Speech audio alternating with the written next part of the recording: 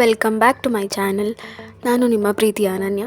ಇವತ್ತಿನ ವಿಶೇಷತೆ ಏನು ಅಂತಂದರೆ, ಶ್ರಾವಣ ಮಾಸದ ಶುಕ್ಲ ಪಕ್ಷದ ನಾಗರ ಪಂಚಮಿಯ ವಿಶೇಷ ಏನಿರುತ್ತೆ ಅಂತ ತಿಳಿಸ್ಕೊಡ್ತಾ ಇದ್ದೀನಿ. ಇದು ಯಾವತ್ತು ಬರುತ್ತೆ ಅಂತಂದರೆ ಶುಕ್ರವಾರ 9 ಆಗಸ್ಟ್ 2024.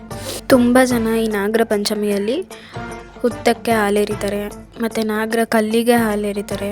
ಅದ್ರದ್ದು ವಿಶೇಷತೆ ಏನು ಅಂತಂದರೆ, ಯಾರಾದರೂ ಸರಿ ಅವರ ವಂಶದಲ್ಲಿ ಯಾರಾದರೂ ಹಾವನ್ನು ಹೊಡೆದಿದ್ರೆ ಅಥವಾ ಸಾಯಿಸಿದರೆ ಅದ್ರ ದೋಷ ಪರಿಹಾರ ಆಗಲಿ ಅಂತ ಈ ಥರ ಹುತ್ತಕ್ಕೆ ಮತ್ತು ನಾಗರ ಕಲ್ಲಿಗೆ ಹಾಲೆರಿತಾರೆ.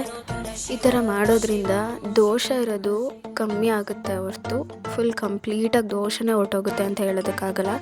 ಇವಾಗೊಬ್ಬರು ನಾನು ಇಷ್ಟು ವರ್ಷ ಮಾಡ್ಕೊಬಂದಿದ್ದೀನಿ ಆದರೂ ಎಲ್ಲೇ ಹೋದರೂ ನಾಗರ ದೋಷ, ಆ ದೋಷ, ಈ ದೋಷ ಅಂತ ಹೇಳ್ತಾರೆ.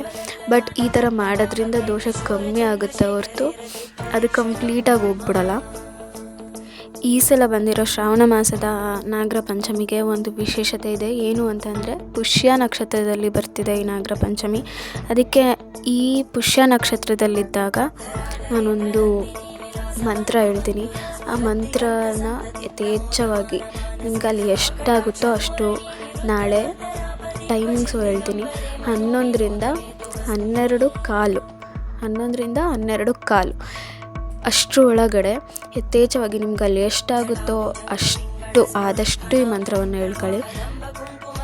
ಅನಂತಂ ವಾಸುಕಿಂ ಶೇಷಂ ಪದ್ಮನಾಭಂ ಚ ಕಂಬಲಂ ಶಂಖಪಾಲಂ ಧೃತರಾಷ್ಟ್ರಂ ತಕ್ಷಕಂ ಕಾಲಿಯಂ ತಥಾ. ಈ ಮಂತ್ರವನ್ನು ಬೆಳಿಗ್ಗೆ 11:12 ಎಷ್ಟು ಸಾಧ್ಯನೋ ಅಷ್ಟು ಸಲ ಹೇಳ್ಕೊಳ್ಳಿ. ಒಂದೊಂದು ಕಡೆ ನಾಗರ ಪಂಚಮಿನ ಆಚರಣೆ ಮಾಡ್ತಾರೆ, ಇನ್ನೊಂದು ಕಡೆ ಸುಬ್ರಹ್ಮಣ್ಯ ಷಷ್ಠಿನ ಆಚರಣೆ ಮಾಡ್ತಾರೆ. ಅವರುಗಳು ಕನ್ಫ್ಯೂಷನ್ ಆಗೋದು ಬೇಡ. ಈ ಸಲ ನಾಗರ ಪಂಚಮಿಯಲ್ಲಿ ಪುಷ್ಯ ನಕ್ಷತ್ರ ಬಂದಿರೋದ್ರಿಂದ ಈ ಮಂತ್ರನ ಎಲ್ಲರೂ ಹೇಳ್ಕೊಬೋದು. ಆಚರಣೆ ಯಾವುದಾದ್ರೂ ಆಗಿರಲಿ, ಬಟ್ ಈ ಮಂತ್ರನ ಎಲ್ಲರೂ ಹೇಳ್ಕೊಬೋದು. ಸುಬ್ರಹ್ಮಣ್ಯ ಷಷ್ಠಿ ಮಾಡೋರಾದರೂ ಸರಿ, ನಾಗರ ಪಂಚಮಿ ಮಾಡೋರಾದರೂ ಸರಿ, ಎಲ್ಲರೂ ಹೇಳ್ಕೊಳ್ಳಿ.